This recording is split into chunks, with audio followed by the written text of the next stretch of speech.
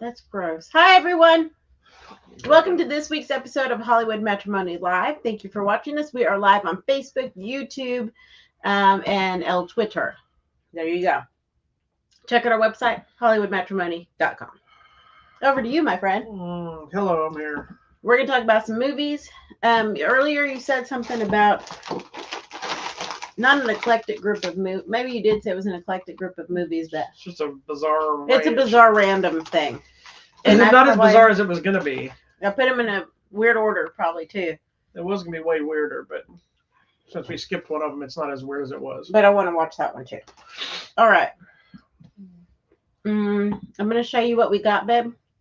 You just go with whatever. You can tell. Is this? I was going to start here. That's fine. And just go. All right. We're just going to go in the order in which they appear. All right. Let's talk about this one. Excuse me. This is the new Netflix movie, Leo, starring Adam Sandler and I forgot his name. Bill Burr. And everyone is just talking about this. Like, are they? Yes. I haven't heard anybody talking about I'm seeing a lot of stuff on Facebook. I use old internet called Facebook. And lots of people are just saying how cute it is. But there's also controversy, as always, with Adam Sandler, I guess. Because there's some gay parents or something in it? Or sexuality situation? Or I think it's because his daughters are in it again. Oh, he's just giving work to his daughters. And, okay, look at this. Here's my issue: that in a normal Hollywood situation, I can see people's arguments. But Adam Sandler has made a career out of putting his friends in every movie he's ever made. All these people that you might be fans of now, whether it's Rob Schneider or David Spade, Kevin James, Chris Rock, among all the other random characters that we show up to may not know their names and we think they're funny and they're always there. All of them are Adam Sandler's friends. Mm-hmm. And if you watch any Adam Sandler movie, majority of those people at some point show up. Not everybody in every movie, but like Rob Schneider is one that's almost in every one of his movies. Yeah, always. And his daughters have done their, showed up in his movie. That's how they got their start, just appearing as extras or whatever. And then, I think when they carried that last movie about my bar mitzvah thing, yes, they might have got the job because it was an Adam Sandler production, but they carried that movie. They did well. And so it's like there's not a person around, and to my knowledge, that if you had an opportunity to help your friends or put your friends in a project or something, that wouldn't do it. I would. And if you're the one that says screw those people, I'm not doing that. Yeah. Then you're just a bad friend anyway. I mean. That's funny. Anyways. People are stupid. That's okay. So that's what happened. Anyways, now user ratings and scores are really up. Everyone is loving this movie. Yeah, I got a lot of great reviews. And I think critics liked it as well. I'll be the first to tell you, I walked into this movie expecting you were like, to be annoying. This is gonna be dumb. Not because of Adam Sandler. I'm actually a fan of Adam Sandler, and I like most stuff, even the ones that don't get the best of ratings and stuff.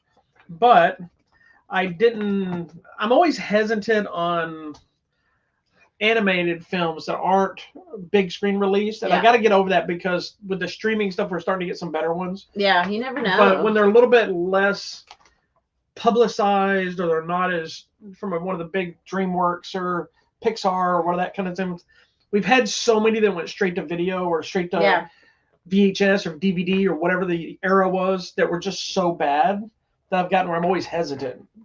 And so I had high hopes because of the team involved, but it was also a Netflix original, so I'm like, hopefully. I was wrong. This movie was awesome. It is really good. This is a family movie. It really is. Your kids should watch it because it's actually one of those movies about life and teaching your kids life lessons. And, they're on the interwebs. One of the quote is from their teacher that change isn't scary. It's just a part of life. Because she's leaving class to have a baby and they're like, no, you can't leave us because they're so used to their teacher, that they've been with for several years in elementary school. And it's just, so it's things like that. But Leo himself is speaking to every single person in the classroom, just trying to help them and show them that, yeah, maybe you think you're the weird kid, but so is everyone else. Just learning to love yourself and who you are, and not worry so much about what the other people think about you, which is a lesson probably adults could take, because there's so many people we know that are so concerned with what everyone else thinks and what the perception may be, and we're over here like, who cares? Except for my mom and dad. I do care what my parents think. You don't. I don't care what anybody thinks. I know. I'm a grown person now. I don't feel like I'm an adult yet. Do I have issues sometimes when my parents don't like something I'm doing? Yeah, of course I do. Do I care?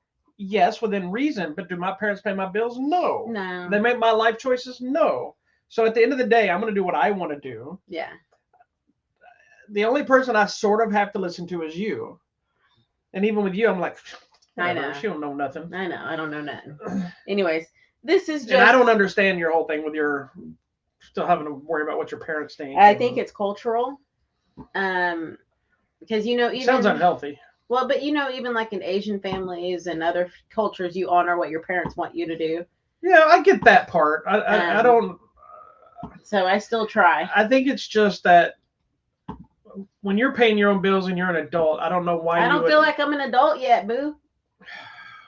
Well, you run around a lot saying I'm grown. I am grown. I didn't grow very tall. And you spend money like you're an adult. That's my money. Anyway. Exactly. So that should cancel anything's opinion of anybody else. Anyways, okay. So this is the cutest movie. Leo, as you'll see in the trailer, can talk. And they find out he can talk, but he's like, I've always talked. Hello. But yeah, they pulled the I always like to make this reference anytime something like this happens, and I don't know if you'll remember or not, but I'm sure I told it before. But the Tom and Jerry movie reference when they talked, which I'm very upset about it. But what I thought was hilarious, and this was an older movie, not any of the recent stuff. This was, I think, was the very first big screen Tom and Jerry movie, and I actually got heat stroke after watching that movie too. I don't think it was because of the movie, but I'll never forget that. I think Jerry says something, and Tom stops. He's like, "You can talk." He's like, "Yeah." And he goes, "Why did you ever say anything? Why did you say me?" He goes, "I never had something to say before." So it was kind of an interesting way of saying, well, we never talked because we didn't talk to each other. Right. This one kind of plays up that same vibe. It sets up a story that is one story, but it ends up going a whole other direction, which I thought was pretty clever about. Because he's concerned about him and what's going to happen to him, but through that ends up helping everyone. Yeah, because he's like 74 years old. He's 74, and he thinks lizards only live to 75. Yeah, so he wants to get out in the world, and so his whole mission is to get out of the school aquarium and get out in the world and live. Did you ever have a class pet? There's some classes I had that had pets, but we didn't have one where everybody took turns taking it home or anything. I think we did, but I didn't.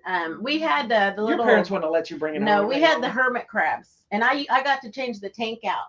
It was so exciting. I'd have been like, basically, they're making you do manual labor and think it's I would have been annoyed if they had started asking me to do chores and crap. I was annoyed at school anyway, but like, I don't do any of that. Our friend told me that at their school they have a pet snake, and the snake got loose, and they still haven't found it, and they just bought another snake. And she's like, "What about the snake that's loose?" They'll find it. Oh my gosh, it's creepy. Worst class pet ever. Anyway, the animation is actually really beautiful. Cute. I mean, the character designs are pretty average in regards to the human characters, but Leo and the tortoise and some of the other animals are rare done and interesting, and it's funny because there's like this whole love-hate relationship between him and the tortoise, which is voiced by Bill Burr. There's like a jealousy, anger thing. That I think that's some of the best scenes of them just taking jabs at each other. They hate each other. Yeah, they take jabs at each other constantly, and but it's also, I found it clever how they play up on how long these reptiles live. So how many different things and characters and students and people they've seen, and how it can actually play into a bigger picture. Yeah, this is just an all-around really good movie. I laughed, I cried, I thought it was the best thing ever. I don't know if it's the best thing ever, but it was entertaining, and I thought it was really good. I thought it was a clever way of dealing with kind of the entire gamut of what kids and people go through in life, without being preachy, without being, oh, here we go, you're letting this lizard kind of helping each person and dealing with bullying, dealing with shyness, dealing with even body problems. There's the one that's like the booger kid. He's like, okay, so you eat boogers, and it's that funny Adam Sandler voice too. Yeah, the super Jewish voice that he likes to do. Sometimes it's funny. It's a fun flick, and it's good for the whole family. It's got some good messages. but at the same time, you can just watch it and just mindlessly shut your brain off and laugh. Yeah. You know, And it has heavy moments, but it's not heavy kind of yeah, thing. no, and it deals still like I said, it just deals with life and how just everything can change, but it's okay, and you're okay, and you're not alone, and you have each other, and yeah, That's right. it's cool. It's It a is fun a movie. really good movie. So check it, check it, check it, check it. It's on Netflix. It That's is the on other Netflix. great thing. All right, are you okay if we go here? Yeah, whatever. All right, now we're switching to Prime. Bum bum bum. The newest Eddie Murphy movie, Candy Cane Lane. So I'm so glad that we have Eddie Murphy back because I know for the longest time he just kind of the man has enough money that he never has to work He again. didn't need to do anything, Despite having 850 kids. does he? He has a ton of kids. As much as Nick Cannon? I think he might have the same, if not more. Let's find He out. might have a few less, but I remember he has a lot. Because they even asked him in an interview this if he had any advice for Nick Cannon. Because that's how many kids he has. He has a lot. Like, I want to say he has 7 or 8 at least. No, I think Nick Cannon has. No, I'm talking more about than Eddie that. Murphy. I want to say Oh. he has at least that many. How many kids Eddie Murphy have? 10. He has 10? Yep. Okay. So then Nick Cannon. Nick Cannon at 12? Nick Cannon kids. Like this matters for this story. 12. Okay. Anyway. But all his are like different ladies. Eddie Murphy's are too. Oh my goodness. Guys, I don't know what how is many that? different Eddie Murphy ones, but I think Eddie Murphy's ones were all with different relationships he was in long term. I think Nick Cannon has a few that were just like One. short term dating One kind of and things, done. not actually like full on relationships. But I I don't don't know even that for a fact. understand So I don't that, know their lives. I don't Not understand. my business. But that's okay. Not our problem. So this movie is Eddie Murphy's, and I'm surprised. I don't think Eddie Murphy's ever done a Christmas movie before. I felt like this just came out of nowhere. Like suddenly, hey, Eddie Murphy's in a I've Christmas been movie. I've been didn't- hearing about it because I get press releases Uh-oh. on this, and I got press releases when they announced it. So it's I been didn't around. know anything. But Eddie Murphy's has like an ongoing deal with Netflix, so I was surprised it was a Prime movie. But I don't obviously didn't have an exclusive contract with Netflix because he did Coming to America. Was that on Netflix or was that Prime? Yeah, I thought it was Prime. Maybe it was Prime. I think it was. Then he had the Dolomite is My Name. Yeah. I know he's got Beverly Hills Cop 4 coming out. It's going to be on Netflix. Wow. So anyway, so this latest one is a Christmas film, obviously. It's about a guy and his family that they love Christmas. And he's trying to win a lawn contest. Yes. It's kind of one of those stories we've seen a lot of times of the general setup. But then, of course, bad things happen at Christmas and it puts him down a path. And then it goes into the Christmas magic stuff. So you do have to kind of turn your brain off and let the ridiculous aspect of this movie happen. And that's okay. Because it does get kind of stupid on some level. But if you think of any Christmas movie that uses any sort of a Christmas magic, they all get kind of stupid. Yeah. So it's one of those that delivers. Not every joke hits, but it was still a fun movie. It's still fun. I thought it was fun. I thought it was cute. Somebody jumped in on my Instagram review post. Oh. They said, "Oh my God, this movie was I couldn't even make it 30 minutes of this movie because all the woke agenda." Was there a woke agenda? I didn't catch any of that. What was? I don't know. Was a man and his family trying to win a Christmas contest? I don't know what the woke agenda was because I didn't see any of that. I didn't see any blatantly pushed. I thought this was just like a turn your brain off, have a good time Christmas movie. What is woke? I don't know. There's actually no gay characters. There's one mixed race marriage of a white guy and a Hispanic lady. Who would do that? But there was no woke. There's nothing with their kids going on. The only thing I can think of is maybe the What? Santa Claus aspect, but that doesn't happen until the end of the movie. So if you say you only watched 30 minutes, you didn't see that. Well, if that bothers you. But I'm just saying, you're that's the done. only thing I could possibly think. I don't even understand. But I don't know. I think it's somebody that just complained because, oh, look, it's a black family in a Christmas movie. Are black families not allowed to celebrate Christmas? I guess not. I don't win know. a contest? But I don't know. And then somebody else commented, I was like, oh, yeah, I only made it through a couple of minutes and I had to turn it off. And then somebody else pumped in and is like, great cast with a double high five with brown hands. That was me. No, it wasn't. But I do the brown I hands. know. Anyways, I thought it was hilarious. It's like you said, there's some things that are just silly and it's not as funny. And then there's moments that are unexpectedly funny. I laugh at the weirdest things. You've told me that. Yes, But now I'm becoming aware of it. I laugh at things that probably no one else does. There were some characters I recognized right away. I'm like, that's who this is. I'm like, that's who that is. Yeah. My favorite is the elf. There's an elf in the movie. Very important to the story. Love Love her, by the way. Yeah, she's funny all the time. And what I liked about her in this movie is her performance is way over the top. It's stupid. Over the top. But it had old Hollywood vibes, like old villain, like my favorite this kind of villain. Yes, my favorite's like. Yeah, that's what I'm talking about. It's that stuff, and she's like.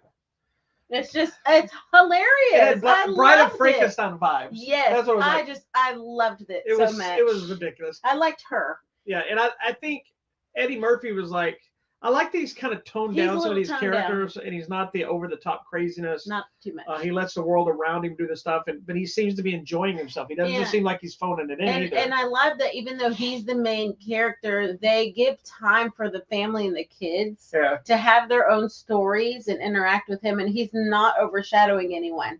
You know, all the kids. I love that one boy, the kid who the band kid. Yeah, Thaddeus Mixon, like you. And I like the little girl. She was cute. So I thought it was a really cute movie. It's another family fun movie that, just make some popcorn and have fun with your kids. It's just a kind of a generic Christmas flick. It's got laughs. Like I said, it gets during the final act when it gets into the deeper stuff, it gets silly and goofy, and there's some silly over the top. Over the top. I did it already. I did this. I know. Magical effect. I wasn't pausing for you. Okay. Not everything's about you. Some like over the top CGI magical goofy stuff, but again, whatever. If I'm watching something that's a Christmas film and I know they're going to be dealing with a Santa Claus or an elf or an angel, I'm just expecting ridiculousness. A little CGI. And then you let it happen or you don't. Yeah, it's fine. So if you don't like that kind of thing, don't watch this movie. If you don't like Eddie Murphy, Christmas, if you don't like Eddie Murphy and his 10 kids, if you don't like Eddie Murphy, you don't watch this. And I think this is one of on the better side, because I know there was a string of some bad Eddie Murphy movies years ago. There are some people that don't like him and they don't find him funny, which I don't know. baffling. I don't know if I've ever met anybody that said they didn't find him funny. I think I know a lot of people that didn't like his later stuff, like Pluto Nash is not a good movie, but there was that. I saw that. Well, so I'm okay. You're better for it. There was an era of stuff that when his movies were like, he was like a superstar. And then his movies, like a lot of people, started kind of getting bumpy, not very good ones. Then he kind of disappeared, came back with Mr. Church, which was most excellent. And then, did Dolomite Is My Name and some other stuff. So if anything else, if you don't want to watch it, this Eddie Murphy, wait out for Axel Foley. Just go watch it. Get your kids together. It's on Prime Video. It's available now. It's Christmas time. It's a new Christmas movie. Watch it. Like it. Hate it. Doesn't matter. We enjoyed it for what it was. The end. All right. Are you ready to talk about that? Sure. Or should we talk about this? What? I don't care. Just go in the order you have them. It's fine. This is the most random order because we are taking a hard. What is that? Don't worry. I have a reason why. Because I want to be funny. Oh, God. Okay. Purposely, but also clear things up for people. Yeah, but you're probably going to get confused because there's probably more than what I know. How many did you pick? 2. Okay, because there's way more than that. I know, but these are the ones that I remember. Okay. That I enjoyed. You probably didn't even pick the iconic ones. No, okay. Probably not, but that's okay. All right, we're going here. All right, so this next one is not a Christmas movie in any way, shape, or form, but they do come home for Thanksgiving or holiday? Or they're for holiday. It's is it probably for Christmas? Might be for Christmas. It doesn't matter why they go home. So the movie is Saltburn. It's directed by the same lady who made Promising Young Woman. And the premise of the movie, oh Lord, what has happened to my computer? And mine was doing that while That's is it on the website? Mm-hmm. It's the website that does that sometimes. It's Emerald Fennell. Yeah. And maybe Fennell. I don't know if I'm saying it right. Anyway, she directed Promising Young Woman. Is that a girl? I don't want to say the wrong thing. Who? The director. Is it a female? Mm-hmm. Yes. Okay. I just didn't. Emerald sounds like one of those Emerald Lagasse or anything else could be. I started questioning myself. I don't be that guy. Anyway, the story is basically about this young man. He goes off to Oxford, and he's kind of awkward, struggle fitting in. He's clearly not one of the rich kids, and so everybody looks at him like he's a weirdo and all this stuff. He befriends some people, then he doesn't really have anywhere to go for when they go home for summer, is what it is. And so he ends up going home with this other kid he becomes friends with. And they go to Saltburn, which is, I guess, their estate or their city or whatever it is. It's a castle, you guys. Yeah. So that's basic, simple premise. It seems like it's going to be a simple movie. And the initial part of the movie, it's just like another college flick of person finding their way. There's some shenanigans and some some cheating on each other and betrayal and all that stuff. Then they get to Saltburn and the world turns upside down. You guys, I can't even. This movie. This movie's hard to describe. Okay, so there was an article I was reading because I was like, am I the only one feeling eked out? There's this whole thing where these people went, as people were coming out of the movie, and everybody's like, oh, because basically it's one of these movies that comes out of nowhere, like it smacks you in the face out of nowhere what the actual story is. Yeah, and the moments that she's referring to, we can't tell you. It's just some grody things are happening. It's not a horror film. No, not at all. It's not even really a pervy film. It kind of is. It is, but it's creepy stuff. It's not rape or anything like that, so don't freak out about that. Can I just talk about the one thing? No, we can't. I don't want to spoil any of that stuff because oh my gosh, I will tell you that there are some very uncomfortable moments. It's very uncomfortable, and I'm not at all like prudish or anything. A little bit. And we've watched a wide variety of films. I mean, we've even mentioned they send us some adult films to review. Are you referring to Bat Pussy? Well, others too, like anime. They've sent me full on porn film. Yeah, I mean, and I'm like, where did this come from? So I understand that it's there and it's out there and exists and people enjoy that. But that's not what this is, by the way. But this has some really awkward fetish mentality. Yes. It's some weird fascinations that he has with people. And they're never explained. No, it just happens and you keep on with the story. And I'm just like, ooh, did he just do that? And you're like, what? And I'm like, dude, did you not understand what happened? I knew what was happening. I just was like, I don't get ooked out about stuff like that. It was a little ooky. I mean, don't get me wrong. I'm looking at it going, that guy needs Jesus. But he needs help. Right now let me just give you an example of how weird I am. Oh my God. Are we about to talk about the fight that occurred before that we went on the line? He's like, you want some checks? Yes. And typically I bring snacks in a little bowl. And I don't know why I asked her. Yeah, and I don't know. I didn't pay attention. In the deserving situation, because she doesn't listen when we talk half the time, she goes, no, just bring the bag. And I said, okay. But this ooks me out to actually stick my hand in the bag and get dust and stuff all over my hand. It bothers me. It's a weird thing. If y'all saw other things in life she does, it would make like, no sense why this bothers her. I want to cut the bag so I can just reach in and do this because this bothers me. So many weird things that she does. So I have to push it down to the end. Here's the thing: is in a normal germaphobe, weird, clean person, I wouldn't be surprised by this all. But if you saw how dirty she is, I'm not. Hold on, let me finish my statement. Okay. When it comes to just eating in general and. There's always a mess. There's always stuff around. Like, she's not a pig or a monster. But I don't like my food touching either. I get that. But it's just like, it's just weird varieties of things that you decide bother you.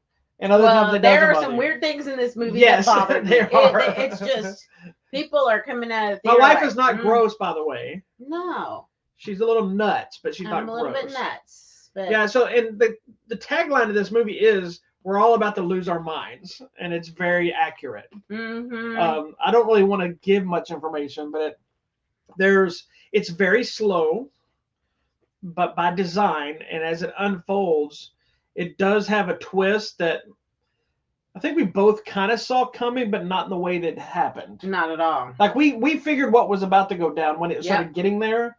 But then there's some other elements you're like, oh. It's like, oh, okay. So it's actually a pretty cleverly written movie while being slightly disturbing. Mm-hmm. It's very, the story itself is very like, oh, okay. Yeah. But it's just got some weird disturbing elements that could be, if you're squeamish of things, it could get you. And I will say, I thought Barry Keoghan, who's the star of the movie, really. Yes. I thought he was fantastic. Who I remember from Dunkirk, right? He's the Dunkirk kid. Yeah, he's in Eternals. I just remember because he has a very distinctive nose. He has a very distinctive face in general. Yeah, his face and his nose. It's like he has a very, you know what? I love that he hasn't changed it or tried to fit, like people's standards would be like, oh, you need to change your little pudge nose. Oh my God. But I love that because when I see him, I know it's him. That reminded me. I don't know why I didn't think about that when I'm talking. Sorry. In that relation, I don't know when that interview happened. I think it's an older one. But Adam Driver gets that a lot. Oh, really? Kylo Ren, because he's got a kind of a unique looking face. And his ears, he's got big ears, which is cute. And he's got a big nose. That's endearing. And he was talking to some interviewer that was talking about bad reviews, good reviews, and he was saying, I try not to. You got to take one with the other. They Yeah. happen. Blah blah blah blah blah. He goes, and I've gotten a lot of stuff about you're not handsome. You don't normally look like the leading man. Blah blah blah. And he goes, the interviewer literally said, well, that was going to be my next question. Like, how does it feel to not look like what Hollywood thinks you should look like? Or not look like a leading man? And he's like, what kind of a question is that? Yeah, and I'm like, and this old crusty dude's all like, well, that's people do that. Like, it's different. It's worse for women though, because women are always like, I remember during I didn't mean to interrupt you. No, go ahead. With like Scarlett Johansson and them during the Avengers, so every question then was like, did you wear underwear on those tight? That's so dumb. And how much work did you have to fit into the spandex? But never ask any of the guys about their costuming. Yeah. But I mean, I wore the same question. It'd be different if you rephrase the question. How comfortable was the costume? Or no, not that about Adam Driver and his face or this poor. I hope somebody's asked this poor kid about his face. But I read an article today from America Ferrera and about Barbie and all that, and she's like, I've always been considered fat or curvy or whatever you want to say. She goes, and now people are realizing that I am the average body type. Yeah. Most people look like me. Well, I think that's why dad bods are popular again. Yeah, they're starting to realize that's what people look like. For sure. Like, you get all these people that talk about, oh, I'm hot for Chris Hemsworth and all this, but they're not married to that. No. They're married to something else because that's the normal person. Big props. I mean, I know people that are bulky and bulked up, and that takes a ton of work, man. That's too much work. The average person can't live that way all the time. Yeah, but if you look at these people, it's like, yeah, they're not going to date someone that looks like you, which is mean, but it's true. Anyway, this movie is strange. It's bizarre. It's out there, but the underlying story is really good. Just know there's some weird moments. It's not going to be for everybody. No, you're either going to like it or hate it. My fear, people may not this is one of those movies that people may bail before they even get to that stuff. Well, before they even get to the creepy stuff, because it's so slow. It is a little slow. So you kind of have to let it unfold and let your curiosity be like, where's this going? But then when it gets to those moments, you may be like, nope. Yeah. But if you let it play off, I'm telling you, it's got a nice, interesting twist to it. With a very bizarre final scene. Mm-hmm. But big props to him because that's probably a pretty brave scene to do that. Yeah. Scene that's at the end. Yeah. Other fun fact is the main guy that played his friend. Yeah. I'm so glad it's not happening, but he was cast as He-Man for the live action movie they were originally going to do. They're not doing it now. He doesn't look very big. He's not. He's from the Kissing Booth. Oh, that's the main guy from the Kissing Booth. Isn't that the one that Howard Stern loves? Part 1 and part 2 or something? All three of them. Oh my god. But yeah, I remember them casting him and announcing he was going to be He-Man. That guy, and I'm like, really? He's too thin. Maybe Prince Adam, but thankfully that's not happening anymore. Okay. So, all right. Anyway, moving on. Saltburn is in theaters now. There you go. Check it out. Oh, he's in Priscilla. Okay, I'll find him. I'll go watch it. Okay, next. What's next, woman? Okay. Taking it back to Netflix. Another holiday film. Yep, another one. This is Family Switch with my buddy Jennifer Garner. She's not my buddy. Apparently, all she does is make movies about switching bodies with people.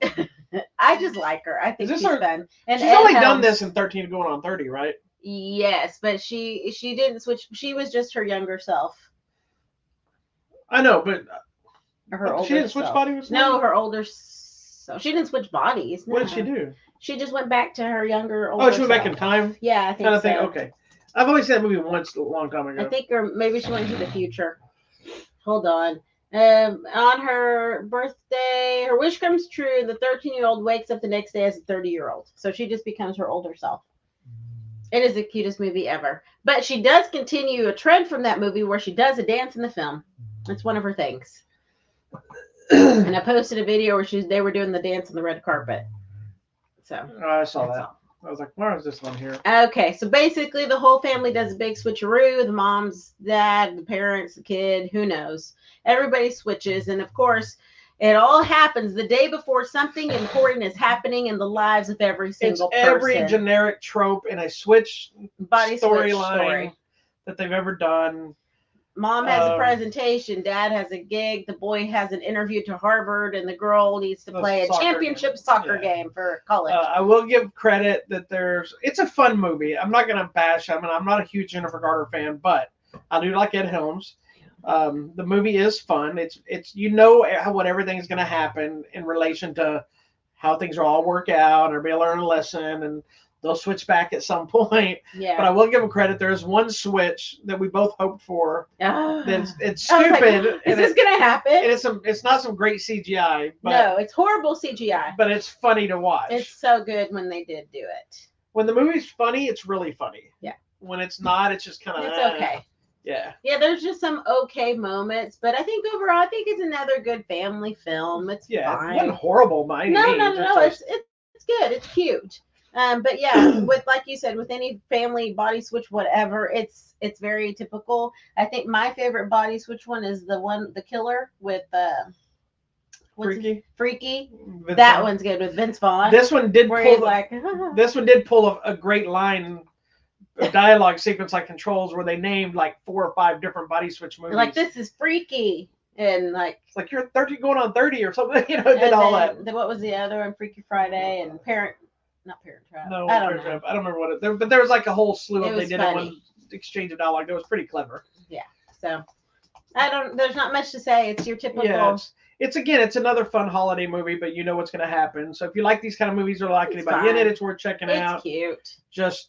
And it's on Netflix, so it doesn't cost you anything. You already got Netflix. Just go watch it. It's cute, and it is a good family movie, and it is about learning to appreciate your parents or your kids and where everyone's at. Yeah, it does deal a little bit with like kids understanding the sacrifice parents make for them that they don't ever know about. Yeah, and about parents trying to learn what their kids are trying to do in their lives, and there you go. It is what it is. Okay, next. Can we talk about this? No, we got 2 more. We can't talk about it? Do you want to what else are we talking about? This one. Do you want to talk about that Let's first? do that one first, because that's a small one. Okay. I was excited about this. This is The Bad Guys, A Very Bad Holiday. It's their Christmas special. It's like a half-hour Netflix special that I didn't even realize they were making until about a month ago. Yeah, I'm excited. It is not the same voice talent. A lot of the voices are different. No, I could tell Awkwafina was not Awkwafina. Which is pretty normal for these kind of things. They don't always get the big screen people. Yeah. But remember, when Bad Guys came out, everyone was in love with the Fox. They were all like, ooh, that's like a George Clooney. I'm in love with Fox. But it wasn't voiced by George Clooney. No, but everybody was all like, ooh. Sam Rockwell, I think. He's like Oceans. Now, if I remember correctly, this movie takes place before the movie, right? Yes. So and he tells you, Wolf looks at you in the camera, is like, this is when the bad guys were still bad. Okay. Gotcha. So this was telling you what they used to do every year on Christmas. Yeah. So they're basically planning a big heist that they do on Christmas, but because of something they do, it jacks everything up, and then their heist can't go through because they've messed everything up. Yes. So now the whole thing is they're trying to save Christmas. Also, they can still do their heist. Correct. It's for funny. Christmas. It's ridiculous. It is. It's stupid. It's absolutely ridiculous, but it is super fun. I like the animation. Yeah, you can tell it's not quite as it's not the same. Chaotic visuals like the movie. Mm-hmm. It's a little toned down, but it's still good. It's really cute. I just thought it was fun. It is. It's only like 30 minutes. It's a fun little. It's fun. Like any of these other animation specials that come out of these movies. I was upset that Awkwafina wasn't more. It wasn't Awkwafina or someone that sounded more like her. Whoever this was is way more screechy. Yeah. But other than that, it was fine. It's fun. It's got a bunch of action and silly goofiness. My favorite is still the shark when he does his disguises. Because he always looks like the shark. It reminds me of your impressions. They're all the same. Every impression you do is the same. I do great impressions. My favorite, though, my best friend used to always doing impressions, and his impressions were just his voice. So, like, I'll be him. Give me an impression. Tell me something to do an impression of. Well, anybody? Could you do like Arnold? Anybody. Who do you want? Do Arnold. Get to the chopper. Next. That's what he would do. Give me another one. I'll show you a different impression. I don't know. Do Eddie Murphy. Would you talk? Eddie Murphy. I'm Axel Foley. That's the thing. That's what he would do when we were kids, and it cracked me up. They weren't even funny. He didn't even have because he wasn't even trying. No, he didn't have any materials. Like it was as good as what I just did, which wasn't funny, but it cracked me up because that was just him. And he'd always tell me, "I can do any impression of anybody you want, I need to grab man or woman." It was still the same. He voice. didn't even try to do. Didn't even change his voice. Where are you going? I need to grab a tissue. I'm sorry. I have a runny nose. Anyway. Bad Guys, very bad holiday. There's not much to tell you about it. If you've seen the movie, you kind of get the cute. vibe. It's just them doing a heist. But it's on Netflix, so if you like the movie, check it out. If you've never seen the movie, don't worry about it. You can still watch this without it. It's not that important. It's good to know the characters. Yeah, it doesn't really connect to the movies. It's its own little adventure. You just know the characters. Yeah. So there you go. Might actually be better if you haven't seen the movie, so then it doesn't get confusing of why they're being bad again. They were always bad. Anyway, moving on to our last movie. All right. Which is one of the big screen releases of this weekend, but sadly did not do very well.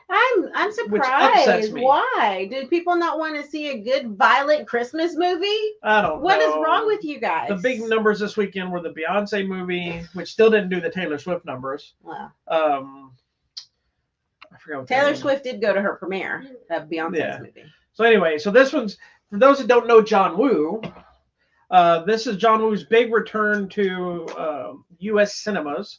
He hasn't had a movie released here, and well, I'll put it in my review already. Why? What happened? Oh, there he goes.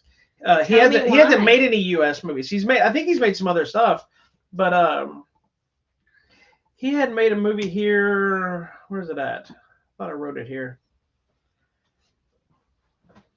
Well, no, I don't know. I don't see it. You don't know anything. Anyway, it's been years since he's made a movie to the U.S. But if you don't know who John Woo is, first of all, he's a director. He's made iconic action flicks called like Hard Boiled, The Killer, which are all Chow Yun-Fat movies. He's kind of the one that made Chow Yun-Fat a superstar. Before Chow Yun-Fat came here. But he also made Face Off and Broken Arrow, and one of my all-time favorites, Hard Target, with Jean-Claude Van Damme, which, fun fact, that was his very first American movie, was Hard Target. Ah. Okay. He made one of the Mission Impossible movies. He's always known for having, I think he made Mission Impossible 2. Always has the doves in the movie, which there were no doves in this movie. There was a bird. There was a bird. Somebody asked, and I'm like, he used a different bird. It was just a different one. Get over it. So anyway, so this movie is basically about a father who witnesses a tragedy of his kid and goes crazed and decides he's going to kill everyone that was ever involved. Simple premise, not a lot of necessity for setup other than just what happened and how he finds them. But what's wrong? I'm trying to figure out the word. The uniqueness of this film is there is no dialogue in this movie. Well, there is. Well, the only dialogue in this movie are like the news reports and the TV, like the police radio news reports on television. No, some other people talk. No, only one person talked in that whole movie. They made grunts and sounds, but they never made talking out loud. One person said, "Hey," early in the movie. That was it. No. Yes. At the end, those people. What people? The lady and the man. Didn't they say something? No. Yeah, they did. No, they didn't. Okay. Nobody talked. The whole thing is taught through. No, somebody did talk. It was very limited. No. Yes, there were a couple of people that did talk. It was just limited. No. It was super limited. We're going to watch it again. They didn't. They did. Anyway, so he gets injured and he can't speak anymore. And so they kind of play up the rest of the movie around him. Like there's moments of dialogue, but they're like silenced. So you see two people talking, but you understand what's going on and that they're working through something. Almost like a lot of it's shot almost like a montage. We need a montage. You know? Yeah. Did you see me doing the montage dance? Yeah, I was trying to ignore you. Oh. But it is also a hyper violent action yes. flick, but it's way deeper than you might think. It is. It's really sad story. It is. Like, I was reading. It was getting to me a couple times. This guy was like, "This is too much sadness." It is. It was getting to me a little bit a couple times. I was gonna ask you because I've lost a child, so it's kind of every so often those movies when it deals with I've noticed that it doesn't bother me when somebody loses a child or something in a movie deeply like that, unless it lingers with dealing with it. When they linger and deal with it, then it makes me sit with it. The entire movie lingers. And I was going to ask because, one of the things, I don't think this is a spoiler, but let's just talk in general terms. Most families don't survive that kind of a thing. Mm-hmm. And that's kind of the story of this. Yeah. And I was just like, man. And it's a mix. Rough. It's a mix of people that go through that and don't survive that. Sometimes it's the blaming of each other. Sometimes it's like this one where it's a shut off. Mm-hmm. One can't cope, or the other both of them can't cope. It's just internalized. Sometimes it's just you can't look at the other person because you you made that person together and now they're gone and we don't know what to do with that person kind of thing. I just can't. So, but what I liked about it is the movie's longer than I think needed to be. Mm-hmm. But I like that, and this might be what loses some audiences. It took its sweet time to not only deal with the grief and all the stuff that leads up to his eventual unleashing, but also the time to try to make it more believable for his training and preparations to what he's going to do, as opposed to just diving right in.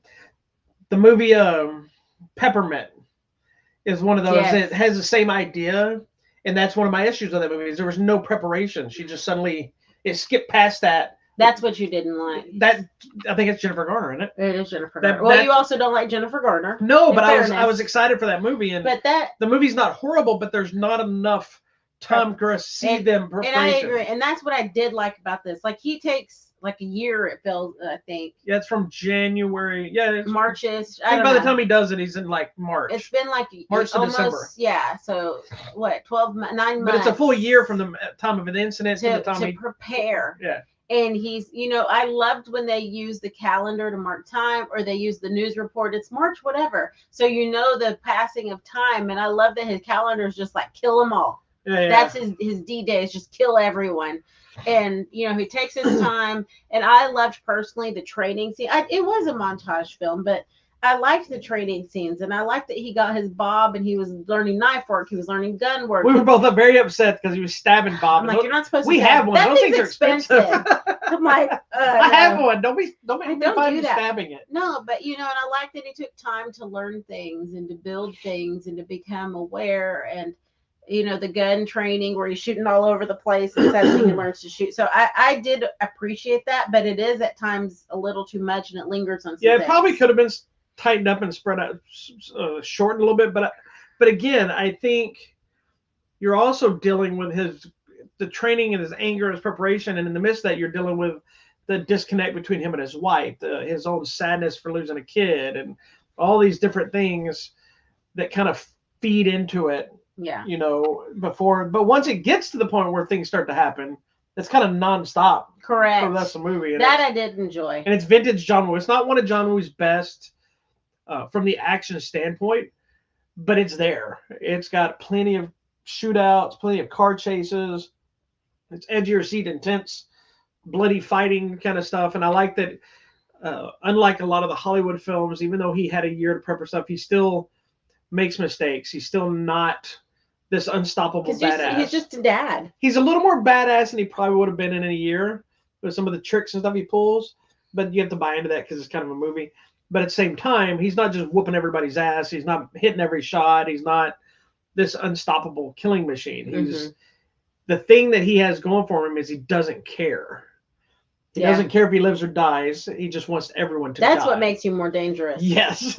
That's why I could buy into more of it, because at one point he gets shot in the chest like 3 times and he's still, and I'm like, holy badass. And then I forgot he had put on a bulletproof vest. He's wearing a bulletproof vest. I mean, that hurt. I know, but I had forgot for a minute because of the way they shot it. He goes flying back. And he's like, which would still happen. But of interest, which makes me even more excited. This movie was filmed in Mexico City, which answers a lot of my questions of where they found all of these Hispanic stuntmen.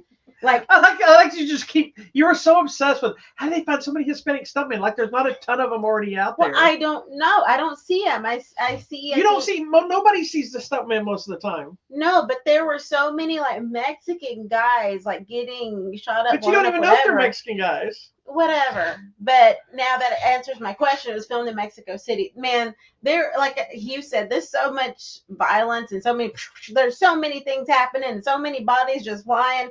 It was awesome.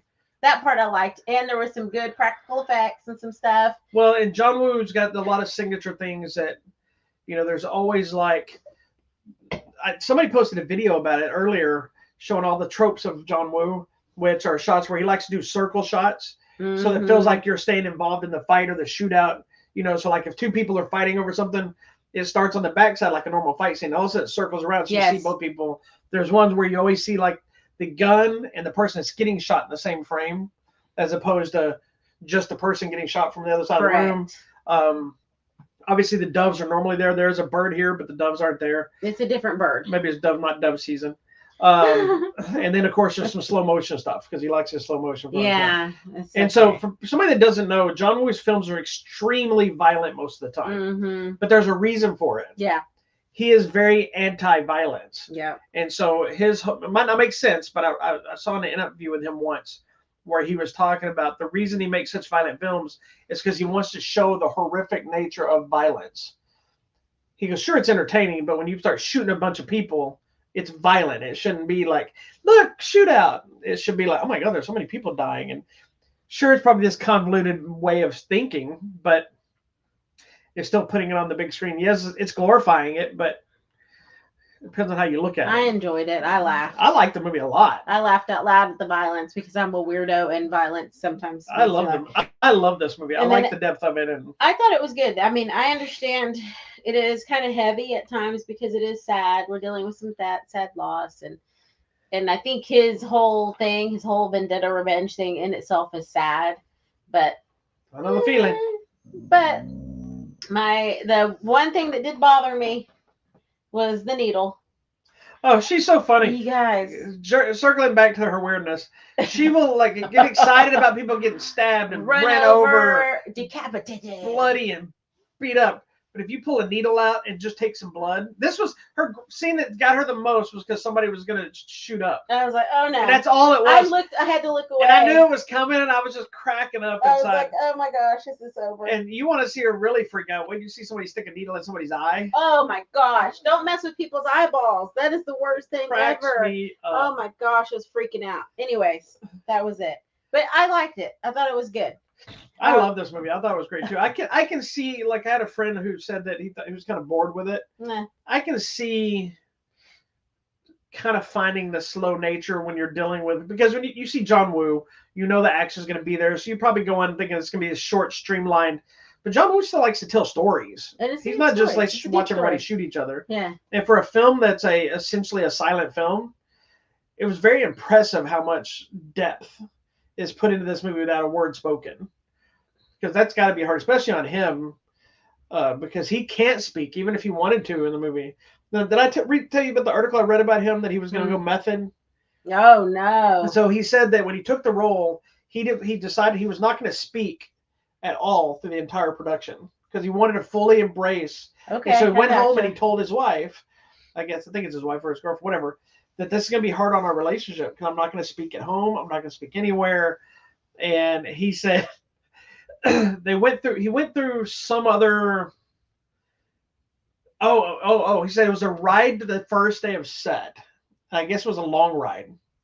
And it was just this very uncomfortable, silent ride. Mm-hmm. They said, and he had been silent for however many days, I guess, before. He said by the time he got to the set, he goes, he had enough uncomfortable silence that he understood what he needed to do and did not go silent for the entire time. Like why didn't he just learn sign language? Well, it wasn't that. It was like he wanted to feel what it was like to not be able to communicate and not be able to speak and the uncomfortableness of it. And it was just a method thing he wanted to do as an actor. And he was like, I couldn't do it. He goes, I'd had enough and I understood how uncomfortably and annoying it was to not be able to speak. So he's like, he used that one ride to kind of fuel the rest of the movie. Yeah. Okay. I love the movie. I also wanted to mention some other good Silent Nights that I like. You probably didn't even put any good ones in there. There's some. You should watch this one. This was Silent Night. This one came out during the pandemic. This was all right. This was like in 2022, Something 21. like that. It was okay. This was good. It was creepy. It went in a weird direction. This is the one that's about the plague thing. The or whatever, plague right? is coming and it came out during COVID. Like, yeah. This was not the thing for us Made to a little be watching. creepier. We were watching that. Then I like this one. Okay, this one you get points now because you did pick this one. This was in 2012, I think. This is just Serial Killer Santa. This is a remake for no reason of Silent Night, Deadly Night, and it is fantastic. The opening sequence has him killing that little girl at the doorway. Yeah, the movie had so much controversy for no reason. He's just killing people for no reason because they were on the naughty list. I believe Stephen C. Miller directed this movie. It was good. Who is awesome. I got to interview him a couple times for this. This one. It's the one with Malcolm McDowell. It's this one. Yeah. It's a fantastic. And then there's a Silent Night. Silent Night, Deadly Night, and its franchise are awesome, but this was kind of a remake of Silent Night, Deadly Night. There's Silent Night, Bloody Night, Deadly Night. There's Silent Night with this one. This is like a cop movie, though, isn't it? What? I don't know what that is. I don't know what this one is. Oh, no. Oh, yeah, I know about that. Yeah, that's like a It's- British film or it's something. I a- think. Anyway, Anyways, just a few things, you know, in case you're bored out there, you want something in a different sad to turn of watch. events, Silent Oh, Night did no. not do well. Oh, I remember what it was. Stupid Beyonce was number 1. Godzilla was number 2. That makes sense. But that does make me happy that Godzilla is doing so well, Yes. because this is not the U.S. Godzilla movie. This is a Japanese Godzilla movie. And some people are saying that this is the best Godzilla movie ever made. Is it? Can we go watch it? I've been trying to for days, and you keep Somebody playing other wanted crap. to go watch it today, and I had my She family put the kibosh over. on my entire day with My her family came over. stupid foolishness. Sorry. Then I said I was going to go see it without her, and then she gets all, Sorry. like, well, you made your life choice. Don't ruin I'm mine. sorry. Anyway, Silent Night, not the one up there. Is I didn't. It's not up there okay, anymore. not the Christmas one or the Plague one. The one about Joel Kinnaman killing everyone is available now in RoboCop going theaters. crazy. Yeah, it's kind of a mix of John Wick meets The Punisher. Yes, It's essentially The Punisher is what it is. it's the Punisher at Christmas. Yeah, I can see Joel Kinnaman playing the Punisher. He doesn't have the look of the Punisher from the comics, but I can see him pulling it off. I He like did a that good other job. guy. Which one? That guy. John Bernthal that does it on the TV show? I guess. Or Ray Stevenson? And Thomas Jane? Or Tom. Dolph Lundgren? Not Thomas Jane. Well, Thomas Jane, these yeah, are all but the the people other that guy play that's the cop that you think's a bad cop, the guy that was in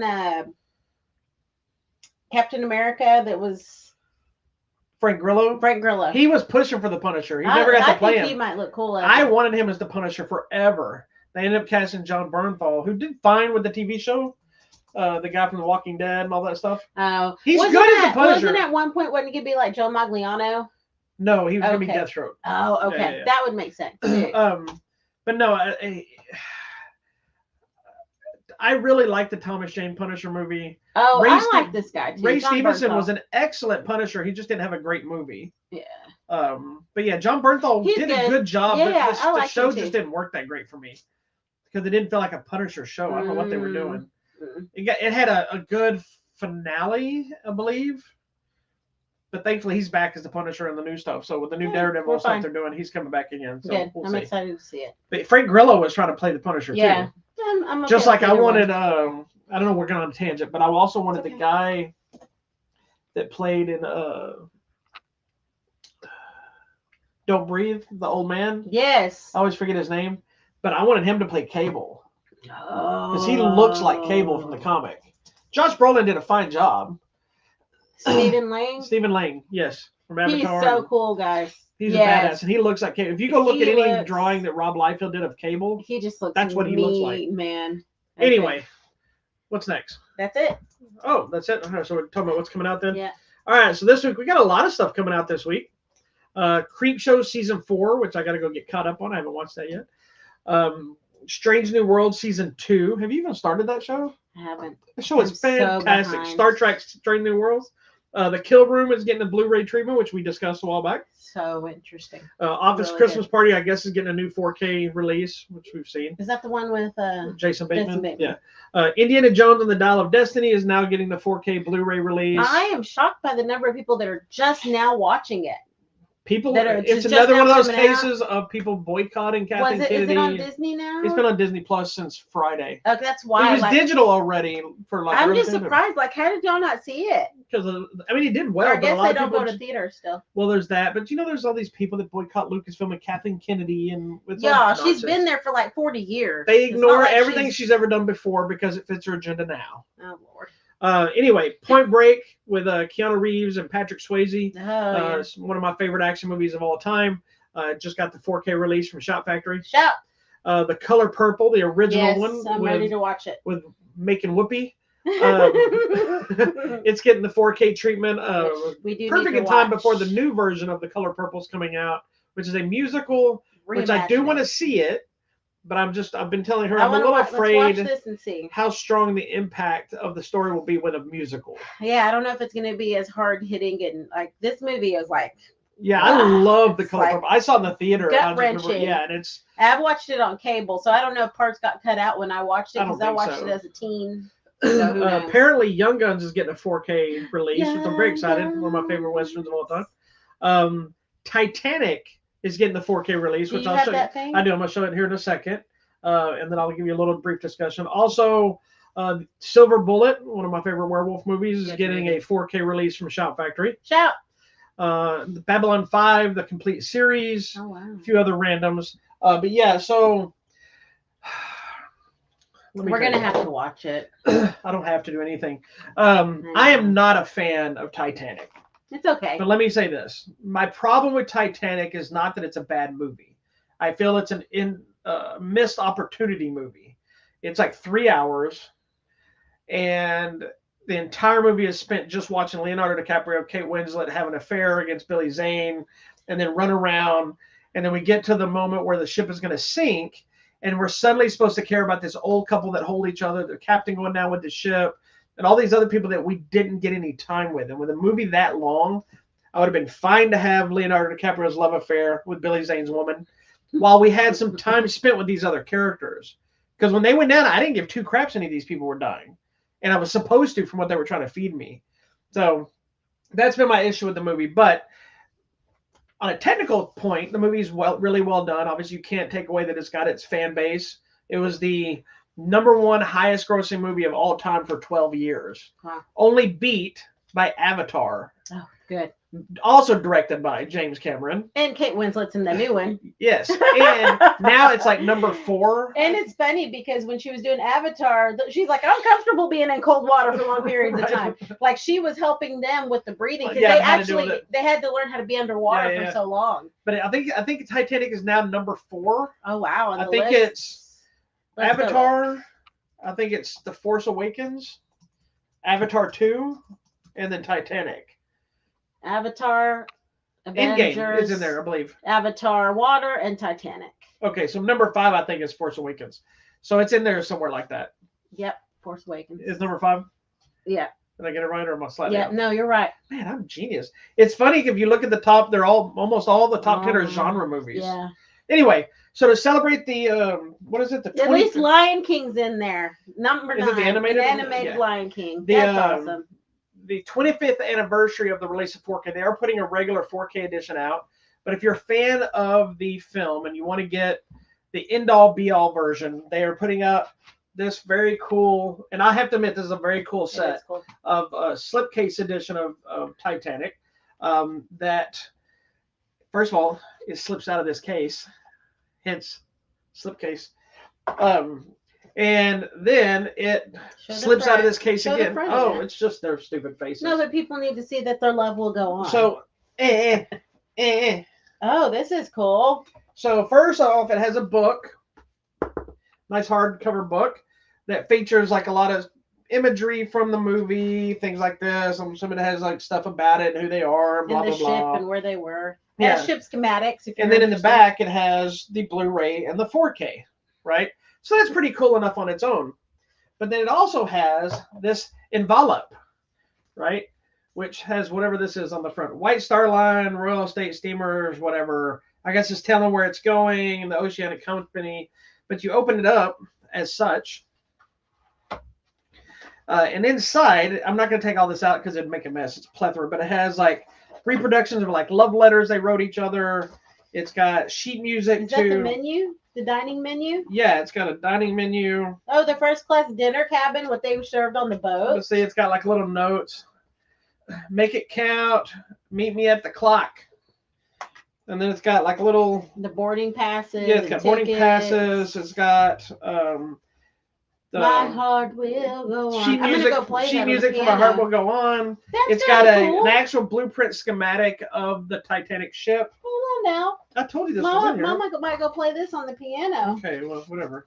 So anyway, it's a fun little set that has a lot of stuff. So if you're super into Titanic and like this stuff. Every night. We'll never get through this show if she's going to start singing. Anyway, I will give it credit. It's a very cool. It is pretty cool. And as a person that loves movies, as much as I may not like this movie, I do think it's important to, if you're going to own movies, you should own this movie because if it does hold a place in history as far as it was kind of something new at the time, the box office numbers.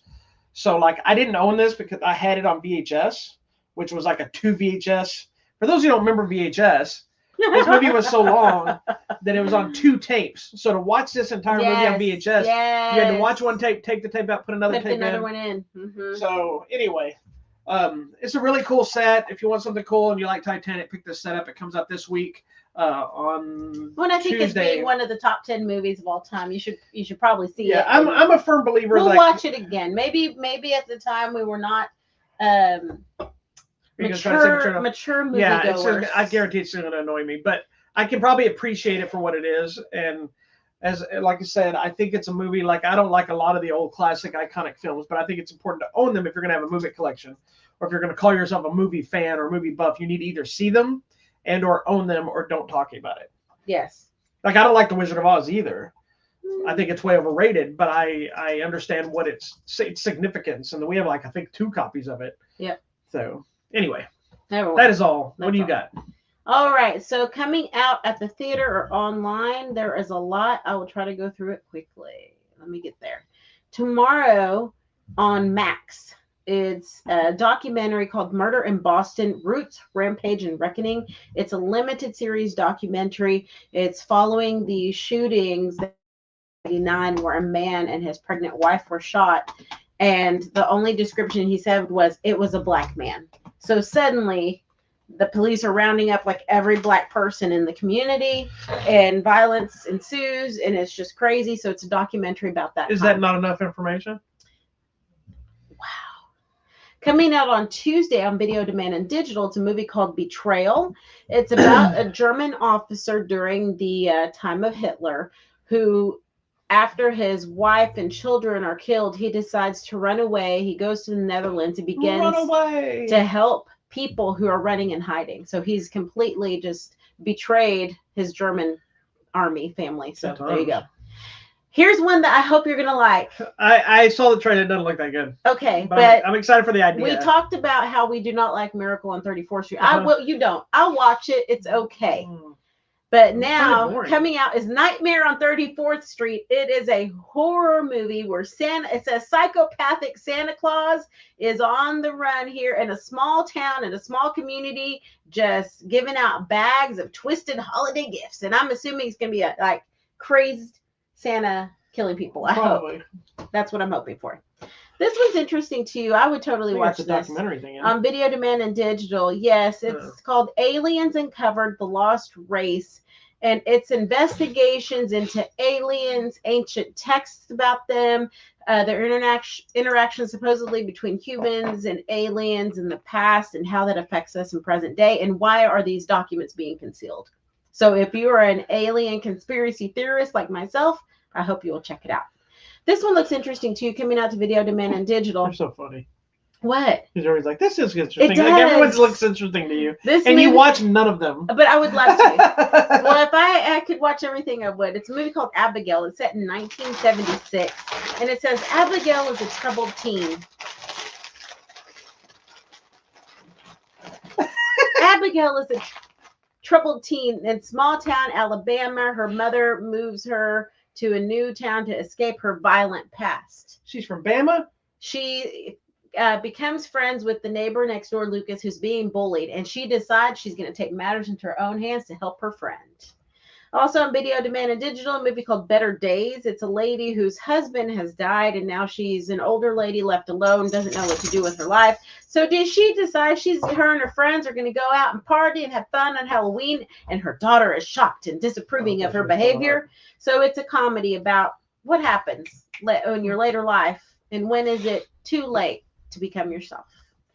This looks interesting. This is a documentary. I do want to watch this if we can find it. It's called Fire Line, and it's following firefighters, but they're the ones that do the big fire, mega fires. So it's mega firefighters, and it's a documentary following them. So that's going to be interesting. Coming out on Wednesday.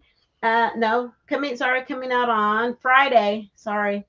Friday in theaters. I don't know what this is. It's called The Oath. Oh my God. Somebody told me it was horrible.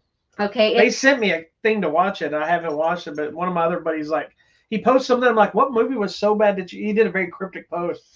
And I'm not going to say what he said or who it was, but he's like, that movie was because it's set in 400 AD. And it's about a fugitive who's trying to preserve the history of his fallen nation while being hunted by a tyrant king. I don't even know what that's about. This looks interesting to me. The Cello. The movie is The Cello. There's no age. It's The Cello. And it's this man who is an accomplished It's a man who doesn't know how to spell. And he comes up and he has the opportunity to play at this cello. Yes, okay. But like play at this very important concert thing with this cello, and this could be the thing of a lifetime with the perfect instrument. But he doesn't know the bad history of the cello. It kind of reminds me of that Red Violin movie where it was like made out of blood. Like it's I never watched that movie. So it's such a good one. It was painted in blood, so it had a bad history. Yeah. And so whoever had it, you could achieve greatness, but you could also achieve downfall. So I think that's what this movie Cello is. And I see it's also coming out on demand and a few days later. So, okay, and I've never heard of this. The Boy and the Heron.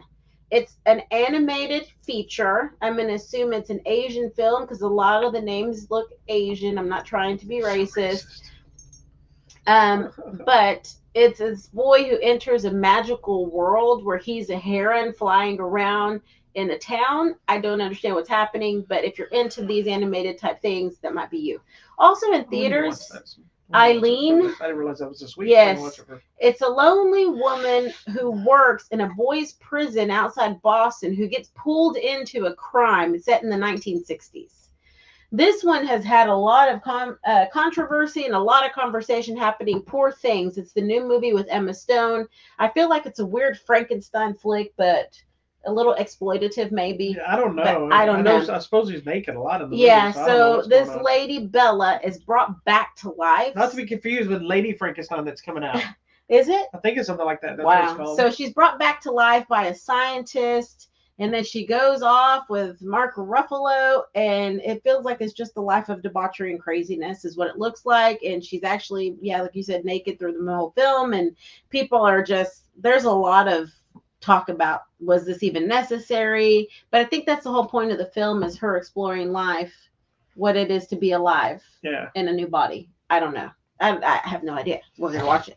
In theaters, Magazine Dreams, a black amateur bodybuilder struggles to find human connection in this exploration. That one's got a lot of hype. That was like another big thing for Jonathan Majors. Oh, okay. Before the controversy hit. Oh, no. They were talking about this. Is that him? Yeah, that's the one where he's like, I think he's naked in it a lot too, but it's like, the insane shape that he was in, and they were talking about. Then these people came forward saying that. Yeah, so there's so many issues that kind of overshadowed that. I haven't even seen that movie promoted. Yeah, it's coming out in theaters this week, so we'll see. Yeah, I didn't even know it was fixed to come out. Wow. That's how poor thing. Kind of under the radar. We don't. Is he still on trial, or we don't? I don't think the trial's happened yet. The last I heard was he counter filed a case against the lady that said it, and they arrested her. Oh. Well, but then she was let loose. So I mean, obviously arrested her for a reason, and then she supposedly. That's too bad for everyone involved, really. Yeah, but I think a lot of the damage is already done, sadly, because the only people that have not dropped him officially is Marvel. His agency dropped him. He lost a couple of projects, things like this. Marvel is the only people that have not officially said he is not playing Kang anymore. And I'm wondering, because the way Loki handled Kang, they can kind of be done with Kang for a while. But they have 2 Avengers movies coming out down the road, one of them being the King Dynasty. So he was set up to be the new Thanos, essentially. But if they don't really do anything with him, because of the way they set it up for Loki for a while, they can still make it, and hopefully, maybe they're hoping that we'll see how it plays out before we cancel it completely. So who knows? That's too bad. It's bad for everyone. Yeah, he was on a heavy roll with the Marvel stuff. He had this movie, he had Creed 3. You know, he was showing up in a lot of stuff, and then it kind of just crashed and burned. Yeah, he was good in that other one too. Was he the one that fighter pilot movie? It was so good. It was very heartfelt. Okay, coming to Netflix on Friday, Leave the World Behind. It's 2 families that are strangers that are forced to spend a long weekend together. And yes, and Ethan Hawke, and things says go terribly wrong. Kevin Bacon, Mahershala Ali, Mahershala. I'm sorry, but I tried. Okay. Prime Video, Merry Little Batman. I cannot wait for you to see this movie. I'm excited. It's Damian Wayne as a child. Damian Wayne is always a child. Okay. He could have been an adult in another series somewhere. No, Damian Wayne's a child. Damian Wayne is a child. Don't spoil it. What That's if you not a didn't know? spoiler. It's the world of the comic Has book. there never been a Damian Wayne as an adult? No. Elsewhere? Well, No. let's write our own. I mean, Fan fiction. okay, maybe they've done an Elseworld story, but Damian Wayne, when he showed up in the comic, was 10 years old.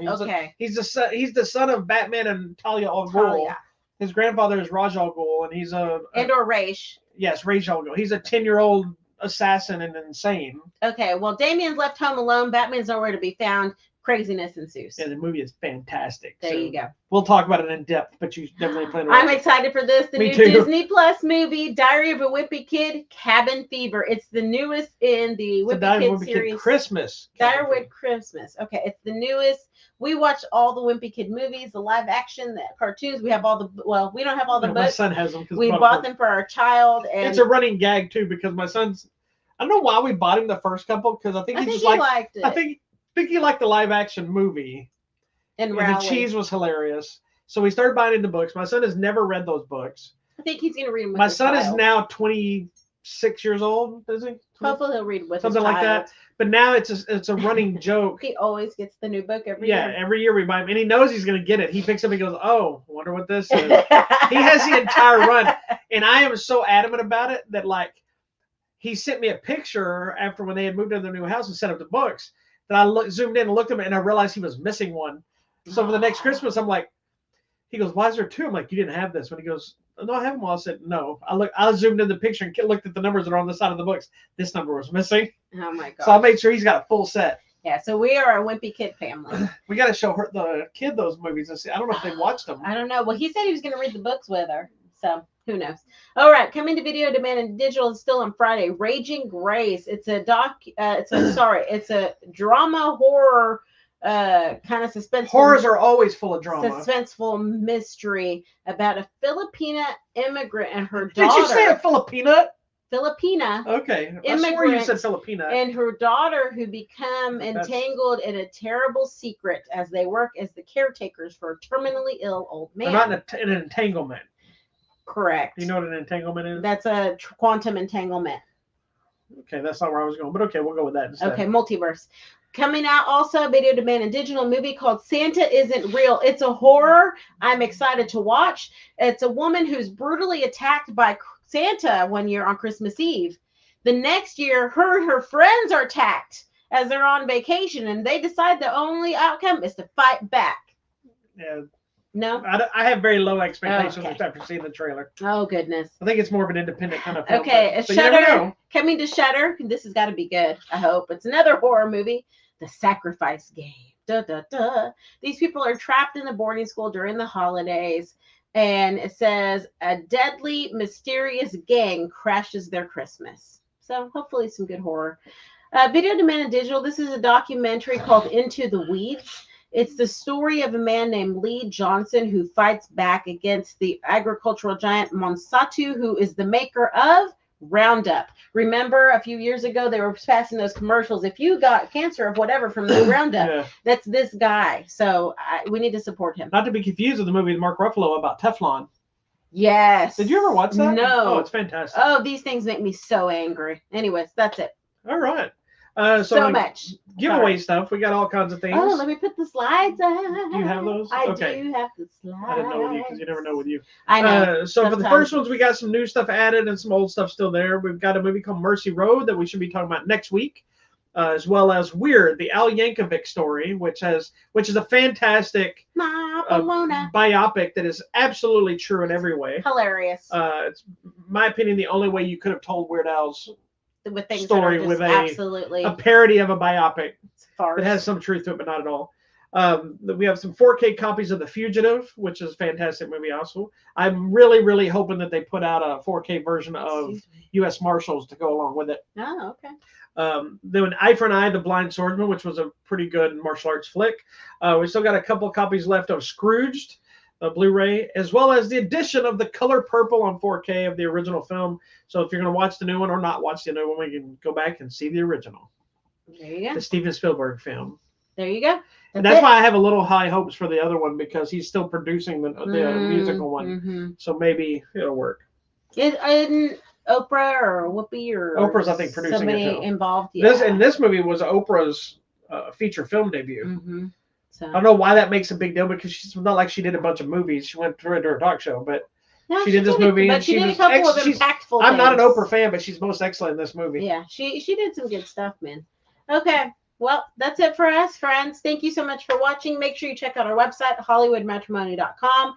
When you go there, be sure you click on the contest button. That's where you find all these free things. Please follow the instructions on the contest. That's all you got to do. They won't. I know. Also, let me just throw out there a fun plug for no reason other than I want to support it. The movie called The Disturbance in the Forest, how the Star Wars Holiday Special was made. They finally have it up for pre-order on Amazon and some other places. It's basically a documentary on how they made the infamous Star Wars Holiday Special that only aired once on television and has now been circulated around. I can't wait for you to watch it because you haven't seen it yet. I got to go see it with my buddy when they did some film festivals around town. It's fantastic. It's hilarious. Awesome. It's fun. And you'll be like, there's certain things like the amount of talent behind that. You're like, really? They made like these are top musical people worked on it. And because there's like, you need to just fast forward through like 30 minutes of that. And then when you see the amount of people that were inspired by it, like with Kevin Smith and all these different actors and people that show up and they talk about it and how they love it, and then the things that spawned it's fantastic. But anyway, it is an independent release. It's not getting a big studio release. So if you're a Star Wars fan or just like documentaries, it's a great documentary that I think deserves to be seen. There you go. All right. Make sure you check us out on Facebook, YouTube, Instagram, Twitter, and Hive, and we will see you next week. Peace out, dogs. Peace